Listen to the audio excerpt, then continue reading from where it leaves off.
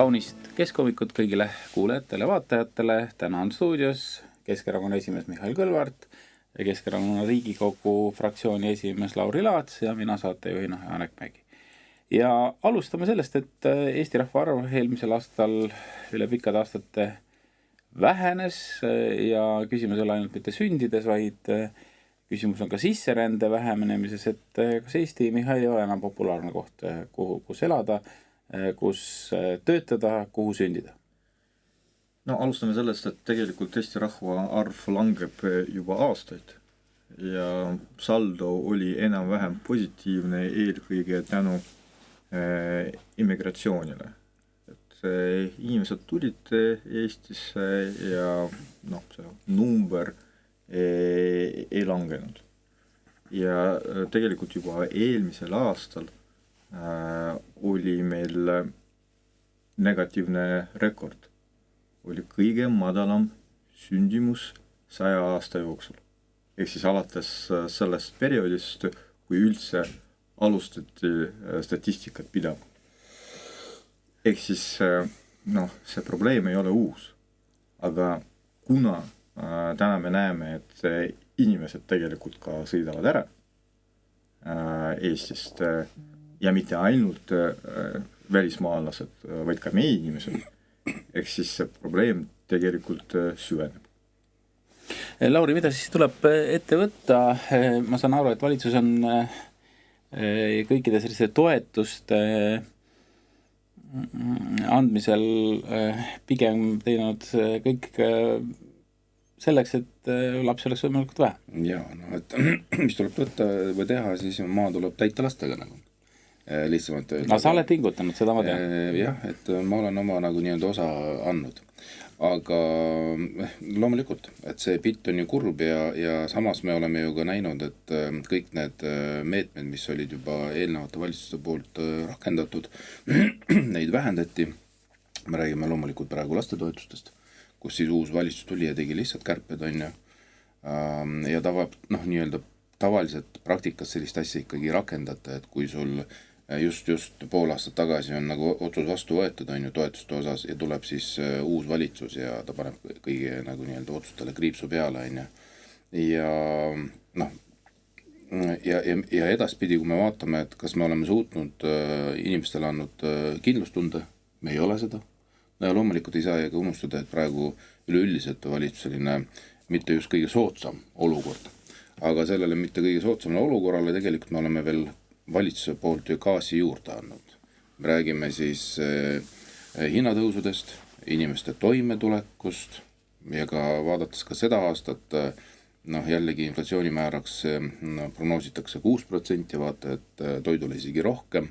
Ja see ju tegelikult kõik ju viib selleni, et plaanid pere luua, siis lükkuvad lihtsalt edasi. Ja see ei ole nagu jätkusuutlik on ju. Teine pool, millega me vahepeal korvasime ka oma nii-öelda puudujääke mõnes mõttes majanduses, oli sisseränne, ukrainlased, kus siis on ka tegelikult arvutust välja toodud, kui oleks meil majanduses töös 40 000 Ukraina käsi, siis tegelikult meie SKP olekski veelgi madalam ja see majanduse langus oleks veelgi negatiivsem. Nii et ja kui ukrainlased hakkavad ära minema ja siis lisaks veel ka meie rahvas on ju lähevad parimatele jahimaadele, siis see lihtsalt näitab praegust olukorda, praegust hinnangut olukorrale, mis ei ole kindlasti hea.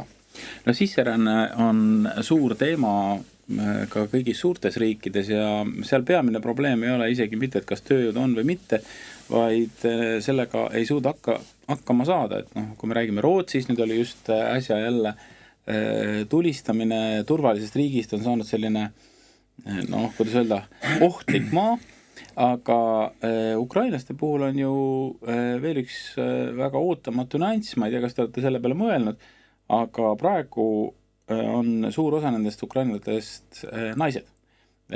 Ja kuna mehed lihtsalt ei saa riigist välja.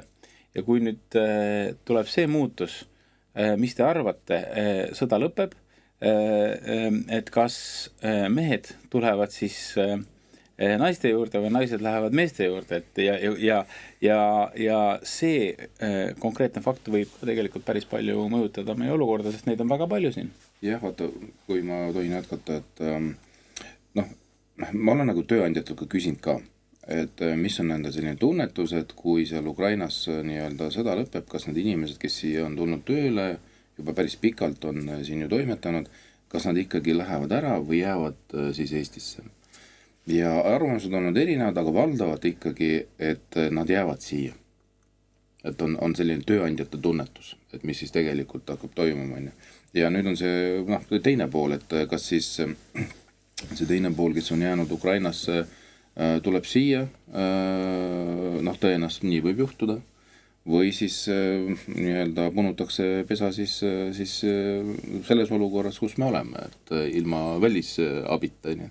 Aga vaata, kui sa ütlesid, et see inimese toimetulek on ju, et inimesed lähevad ja otsivad, vaatavad, kus nagu paremini hakkama saada selle nii-öelda palga eest, mida nad siis tööd tehes saavad, siis see on ju tõsi, et osades riikides sul on nagu selles mõttes lihttööd tehes on sul ka suurem nagu nii-öelda väljund, ehk siis ka palk, mille eest sa saad rohkem siis nii-öelda soetada ja endale lubada.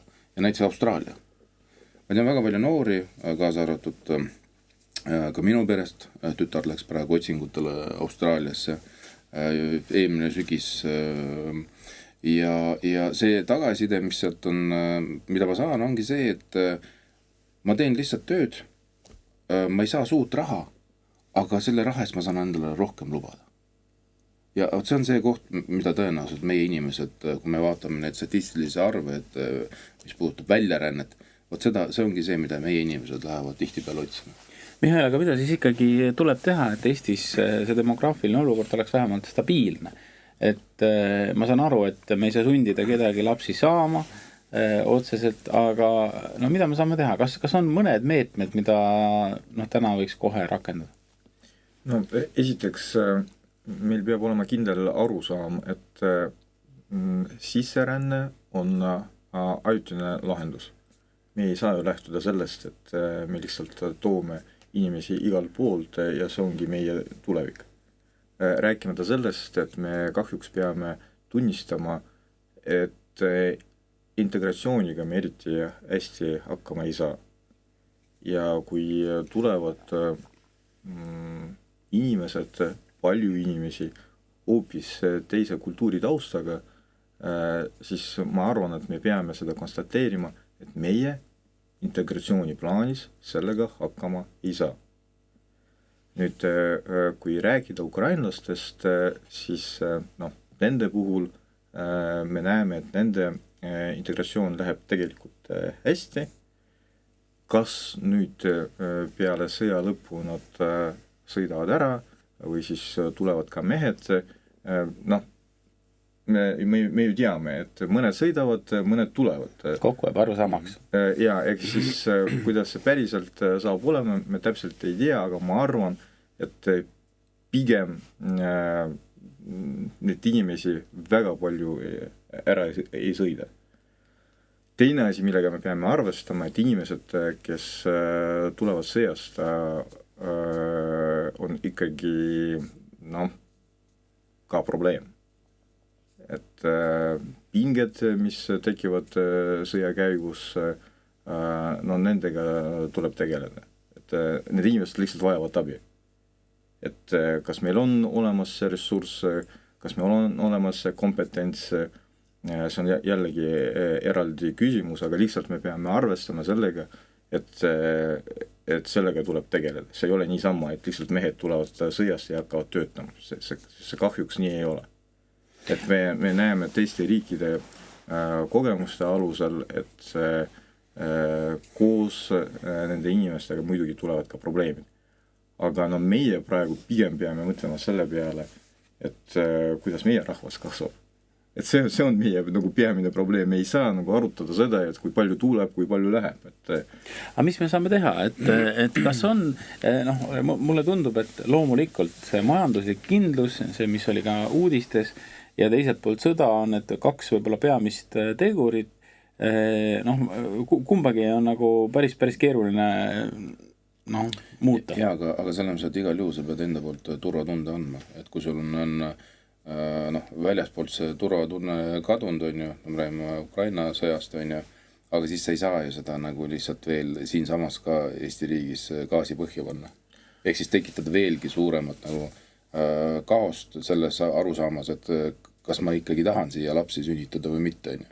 Et kui sul nagu kodurahu puudub ja Eestis praegu selline olukord on tekitatud, see lihtsalt kogu selle asjale paneb veelgi nagu nii-öelda hiile täppi peale, et see siia lapsi ei sünni.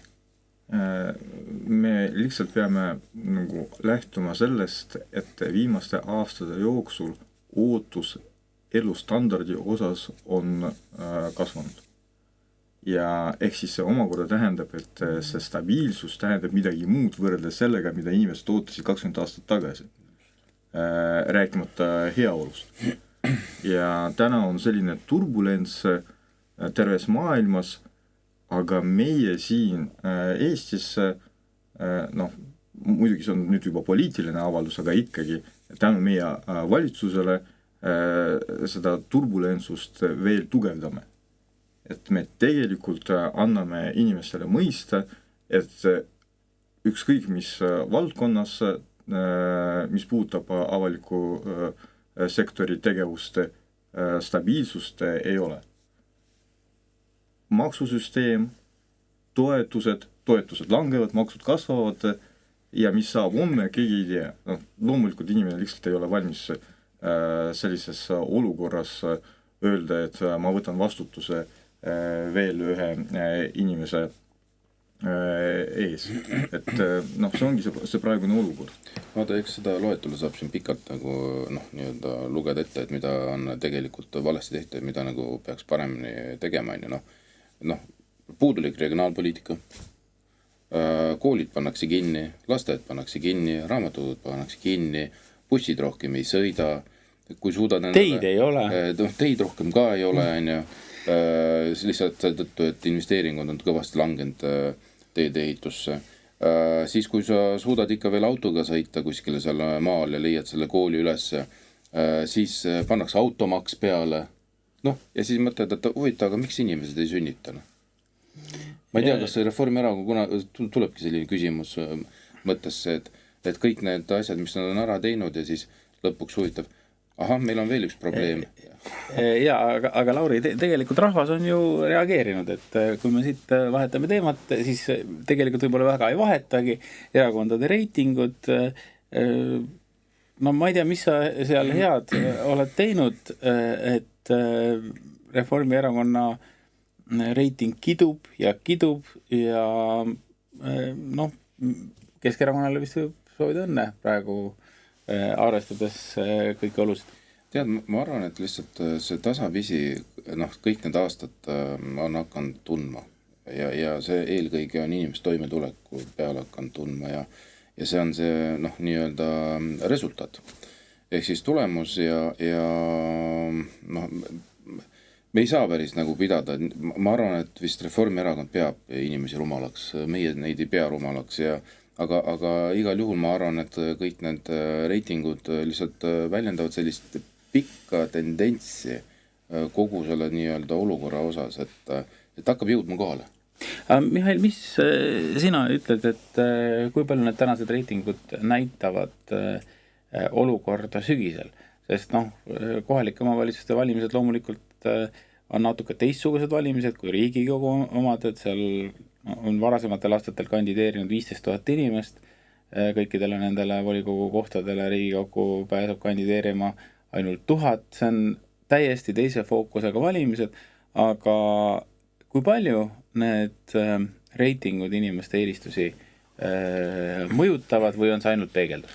No, alustame sellest, et minu arvates see peamine asi, mida reitingud näitavad, et inimesed on poliitikast tüdinud ja nad ei usalda. Kas nad varem ei olnud? Nad on kogu aeg olnud.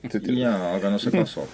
See kasvab, et no tegelikult ju kolmandik Eesti inimestest ei tahagi täna kedagi valida või ei oska öelda, kelle poolt nad hääletaksid. No tõenäoliselt osa nendest lähevad ja ikkagi hääletavad, aga iseenesest seis näitab, et inimesed ei usalda, nad ei näe, et keegi võiks tulla ja teha nagu teistmoodi. See on peamine probleem. Nüüd jah, Keskerakonna reiting kasvab, mulle meeldib sõna toetus, mitte reiting. Ma arvan, et inimesed näevad, et me suudame pakkuda alternatiivi nii Tallinnas, nii alllinnas kui ka Toompeal, aga ma arvan, täna peamised probleemid on seotud sellega, et valitsusel puudub süsteemne arusaam, mida üldse teha. Et see, mida meile pakutakse, on alati mingi illusioon. Et kas keegi mäletab, et meil tegelikult praegu käivad koalitsiooni läbirääkimised. Meil on nagu sama erakond võimul juba 2 aastat, aga meil paralleelselt veel käivad koalitsiooni läbirääkimised, et otsustada, mida see valitsus hakkab tegema. Aga siiski Eesti 200 on saanud, võib öelda, tuult tiibadesse nad on 3% võrra oma toetust vähemalt suurendanud. Sõltub millest vaadata. Ja, aga ma jätkaks siit, et siin hiljuti oli järjekordne uudis, mis tegelikult ei ole uudis, me ju seda teadsime, isegi siin oleme seda eelmisel aastal arutanud, et teede remondiks raha ei ole. Ja ei tule. Ja ei tule ka. Vaata, aga see ei ole ainult see, et teed lagunevad. See on ka see, et asfalditehased panevad uksed kinni. See omakorda tähendab, et üks ärisektor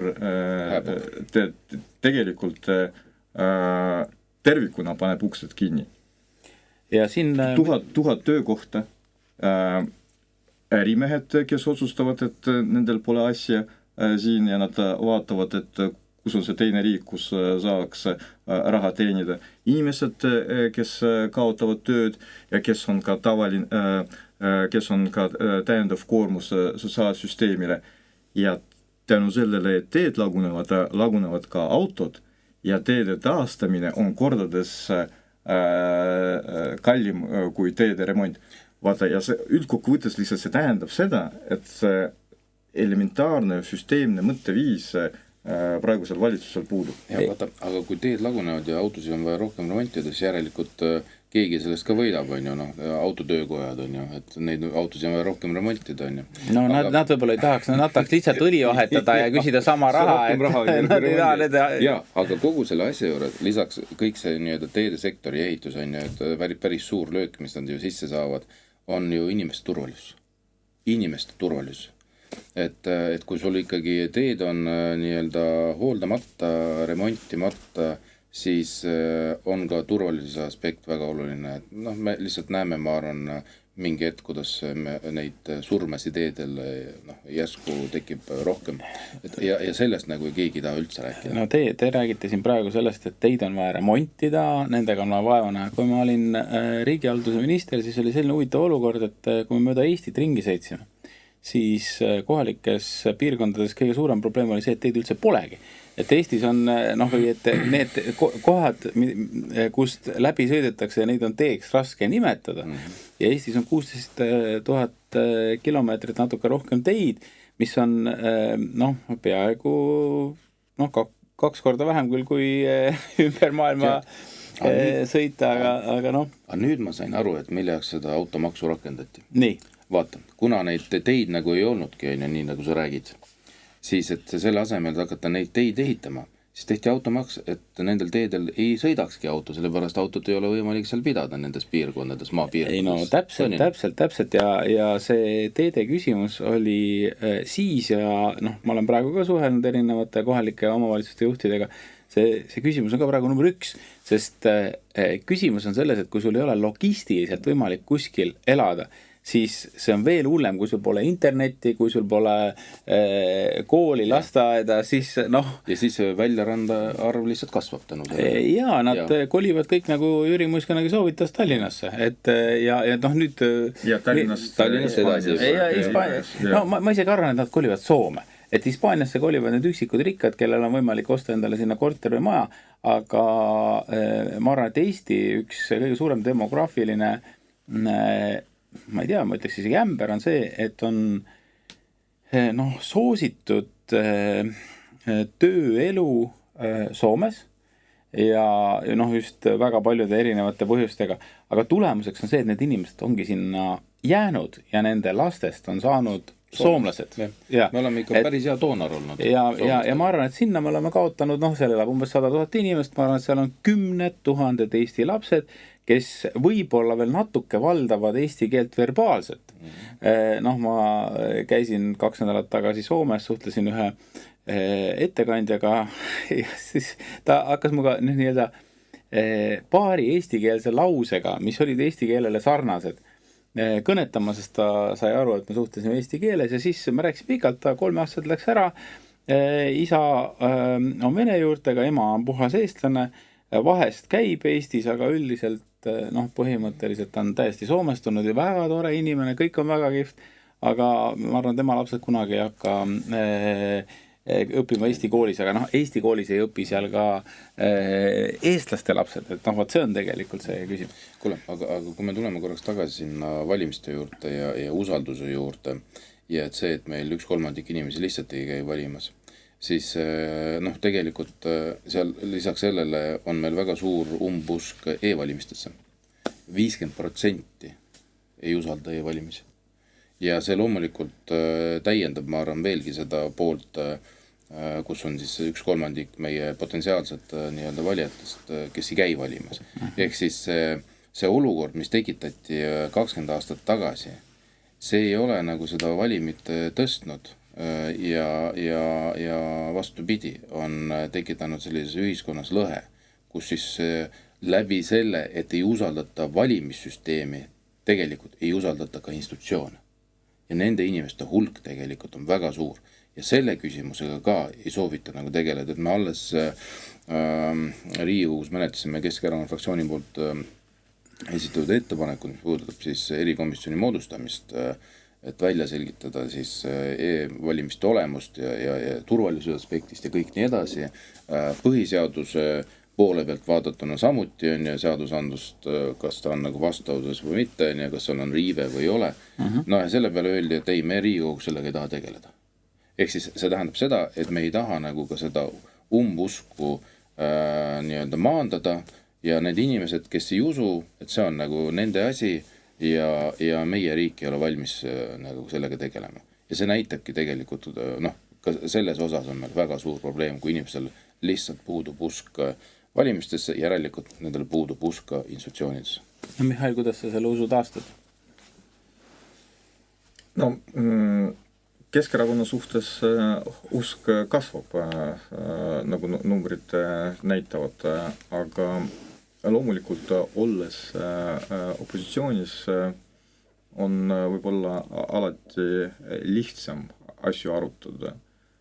Ja selles mõttes ma arvan, et Keskerakonna puhul ongi oluline taastada meie positsioone eelkõige Tallinna linnas ja ma arvan, et inimesed täna ka näevad, mis see sisuline vahe on. Ja olles võimul loomulikult me saame ka sisuliselt päriselt midagi inimestele teha. Ja ma arvan, et see on Keskerakonna peamine ideoloogiline väärtus. See, mida me teeme, ei ole mõeldud reitingute kasvatamiseks või siis selleks, et luua illusiooni, et midagi toimub, vaid päriselt midagi inimestele teha. Loomulikult seda ütleb iga poliitika, aga ma arvan, et Keskerakond suutis seda ka tõestada.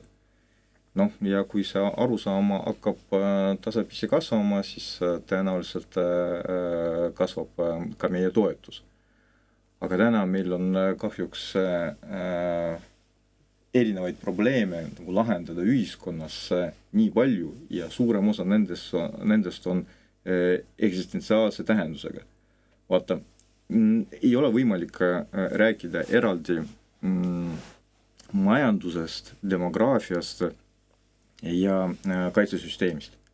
need asjad on kõik omavahel seotud ja ma veel ükskord rõhutan, just see arusaam praegusel valitsusel puudub. Et me lihtsalt ütleme välja, et tõstame kaitsekulud 5,4%. Ja see ongi peamine uudis ja see ongi valitsuse sõnum. See, et meil 300 000 inimest elavad suhtelises või absoluutses vaesuses, see, et meil on meditsiin alarahastatud ja me räägime demograafia kriisist, see, et meil on haridus alarahastatud ja me räägime tulevikust, et see kõik on absoluutselt nagu selline tume maa, sellest ei ole vaja rääkida. Tuleb ainult näidata numbrid, 5,4%. Ja siis see teine aspekt, aga kus see raha tuleb? Mille arvelt see raha tuleb? Et näidake, hea peaminister, hea valitsus, kuidas te hakkate selle raha nagu teenima? Et see 5,4 on lihtsalt protsent, aga kuidas päriselt see ressurss hakkab tekkima? Ja seda ei ole. Sellest on muidugi kahju, aga enne saate lõppu me käsitleme veel ühte teemat, mis puudutab, no ma ütleks, et riiklikku represseerimist. Et õigusriiki. õigusriiki, jah, et meil on mitmed lugupeetud inimesed, kes on hiljem õigeks mõistetud või siis vähemalt mitte selles ulatuses süüdi mõistetud, kui need on süüdistatud, erinevad probleemid. Kas on võimalik kontrollida oma kodanikke, mõjukaid kodanikke, mitte mõjukaid kodanikke nii, et nad ei tunne, et nad on ära tühistatud pärast seda protsessi, kuigi võib-olla neid ei olegi süüdi mõistetud? Jaa, no ma saan aru, et sa nüüd räägid nendest kõlavatest uudistest või kohtukeisidest, mis on lõppenud sellega, et süüdistatav tegelikult mõisteti õigeks. Ehk siis Ain Seppik, Ralf Allikvee, neid näiteid tegelikult leidub veelgi, kus siis tegelikult ühiskonna on nad ära kusutanud. Inimesed on aastaid, mitme aasta jooksul pidanud tõestama, et nad on süütud ja lõpuks, kui see protsess on kõik läbi, siis neid rohkem ühiskonna jaoks tegelikult ei ole. Inimesed on emotsionaalselt ja psühholoogiliselt murtud ja tegelikult isegi Eesti riigil ei ole julgust vabandadagi kogu selle tegevuse eest. Aga kes peaks vabandama? Ma arvan, et kogu süsteem peaks vabandama ja lisaks ma arvan, et kui ikkagi selliseid kõlavaid nii-öelda asju hakatakse menetlema, siis see esimene nagu see järk, kui seda hakatakse üldse tegelema, siis peaks olema selge arusaam, ehk siis sellel asjal on 2 lõppu potentsiaalselt. Üks lõpp on see, et mõistetakse süüdi, teine siis mõistetakse õigeks. Ja see on ka võimalik ikka? No vaata, see ikkagi on nagu võimalik. See oli retooriline küsimus praegu. Aga see teine pool, see inimene, see uurija või see prokurör, kes hakkab selle asjaga tegelema, ta peab aru saama, et mis siis kogu selle protsessi juures hakkab toimuma, kuidas see mõjutab ühiskonda, kuidas see mõjutab seda inimest, ja lähtuma ikkagi sellest, et see lõpptulemus võib olla, et ta on ikkagi süütu. Aga meil lähtutakse kohe sellest, et ta on süüdi ja kõik need tegevused, mis hakatakse nii-öelda ette võtma, kuidas seda kõik hakatakse näitama, kuidas kaasatakse meedia kogu sellesse protsessi, ehk siis kogu ühiskond juba mõistab süüdi. Ja sellega tegelikult kustutatakse see inimene ära ühiskonnast. Et see on see lõpptulemas. Ja teine pool, ma arvan, et osade asjade juures tulebki nagu penaltid välja kirjutada. Ehk siis see nii-öelda riik peabki valuraha maksma nendele inimestele nende piinade eest. Et seal on konkreetselt on ju näha, et osad asjad on piltlikult öeldes fabritseeritud. Ja see ei ole kindlasti õigusriigile nii-öelda kohane. Et kus sul nagu nii-öelda ületatakse volitusi, kus kohus ütleb, et Ain Seppiku puhul, et tegelikult inimesed ei oleks pidanud panema käe raudu, tegelikult ei oleks pidanud läbi otsima, tegelikult rikuti seal mitmeid kordi menetlusprotsessi, aga seda ju on tehtud ju tahtlikult. ma ütlen niimoodi. Ma ei usu, et seda tehti kogemata, et nad ei teadnud aga seda vist on tehtud kogu aeg. Ja seda on kogu aeg tehtud. See on süsteemi viga. Ja kui kogu selle asja juures, see ju protsess algab juba selles staadiumis, kui inimest millegis kahtlustatakse. No kuidas kahtlustus tekib? Kahtlustus tekib see, et keegi hea inimene kirjutab avalduse julgeolekuasutusel, no ütleme politseile, ükskõik, on ta kriminaalpolitsei, kaitsepolitsei, ja siis teine pool, kui avaldus tuleb hakata menetlema. Ja kui vaadatakse otsa, et aga mine tea, et äkki midagi on, uurime järgi, hakkame siis uurima. Siis öeldakse, näed, meie, et selleks, et hakata seda uurima, meil on vaja esitada kahtlustus. Ja vaat see kahtlustus jõuab siis meediasse järsku ja siis läbi selle tegevuse on juba inimene süüdi mõistetud. Ja minust me peame seadusandluse poole pealt vaatama, et see staadium, mis puudutab kahtlustuse esitamist, ja see võib väga kergelt ükskõik kelle osas tulla ükskõik mis põhjusel, vaat see ei peaks olema üldse avalik. Avalik peaks olema see, et kui see pikk protseduur on ära tehtud, siis peale seda, kui tõesti on alust üldse nii-öelda algatada, see võiks küll nagu meediasse jõuda, aga see protsess, mis puudutab seda kahtlustuse esitamist ja nii edasi, no see on nagu lihtsalt selline show ja tihti peale seda tehakse maskidega, nagu me aru saame. Aga Mihhail, miks pärast riik ei suuda olla piisavalt kindel, et need asjad, mida ta avalikkuse ette toob, nagu päris asjad, et tegelikult mulle tundub, et meil on tõesti päris palju selliseid nii-öelda riigi poolt korraldatud ajakirjanduses kohtumõistmist. No ma arvan, et me peame tunnistama, et meil tegelikult puudub süütuse presumptsioon.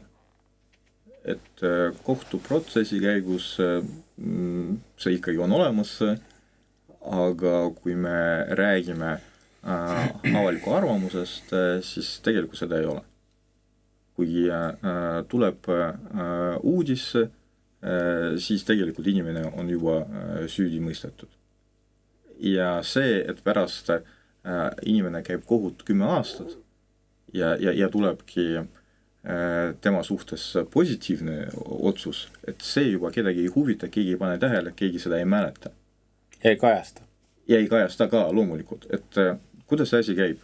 Et algatatakse kriminaalmenetlust, sellest tuleb suur uudis ja kõik inimesed teavad, et see inimene, kellest kirjutatakse, on kuritegija.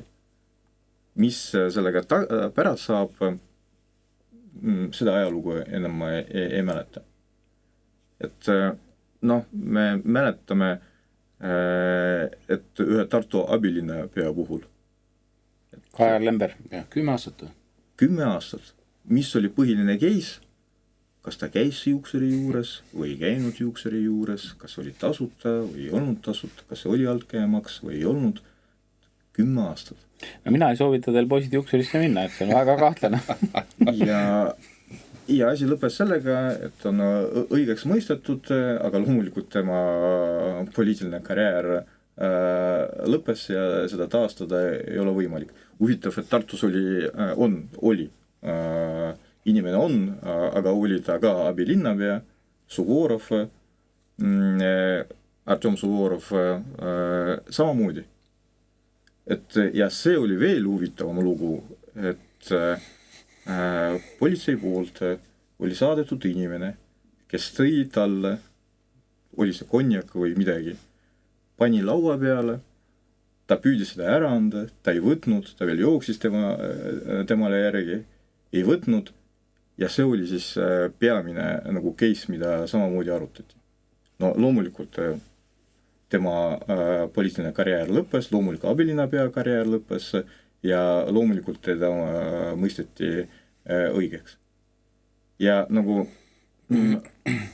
okei, poliitikud on nagu on. Ralf Allikvee, kellest oli juttu. Lugupeetud, tuntud arst ja haiglajuht. Kui palju see kestis? 5 aastat? Et üks asi on inimese rikutud maine ja karjäär, aga teine asi, kui palju ühiskond on tänu sellele kaotanud. et ja see on tegelikult nagu suur probleem, mida me jälgime. Ja no nüüd siin oli juttu sellest, et Keskerakonna reiting kasvab. Koos sellega kasvab ja ka see tõenäosus, et hakkavad tulema ka rünnakud, igasugused, sealhulgas ka selle sama sisuga, mida me nagu arutame. No see on lihtsalt ajalugu, see on klassika, see on alati niimoodi juhtunud ja toimunud. See on kurb, aga et niimoodi on, aga tänaseks on saade läbi. Ei ole veel, jah. Ei ole või? Ei ole. Me peame soovima kõigile, No, mida? No poisid, 1, 2, 3, häid, kevad, pühi ja homme teil on kindlasti tore päev. Aga valitsus on ju selle 1. mai puhul teinud kingituse ka ju. Nii. Töörahvale. Ja see on? Ja see on, et aksiisid tõusevad. Gaasiaksiis, elektriaksiis, sa pead alati saate lõpetama mingisuguse irooniaga. Mulle ei meeldi see, mulle ei meeldi see. Nagu selle mingisuguses selles tele-shop shows on ju, kus öeldakse, et esitatakse toode on ju, ja see pole veel kõik. Ja siis 1. juulist tõuseb ju ka käibemaks ka. Nii, et me oleme siin tõsised inimesed, me niisugused nalju ei tee, nagu tee seal Riigikogus. Lauri, muidugi võiks lühidalt öelda, mai on ilus, aga valitsus on halb. Nii, aga selle teadmisega me täna lõpetame. Stuudios olid Keskerakonna esimees Mihhail Kõlvart, Keskerakonna fraktsiooni esimees Riigikogus Lauri Laats ja mina saatejuht Janek Mägi. Kohtume nädala pärast. Nautige kevadet.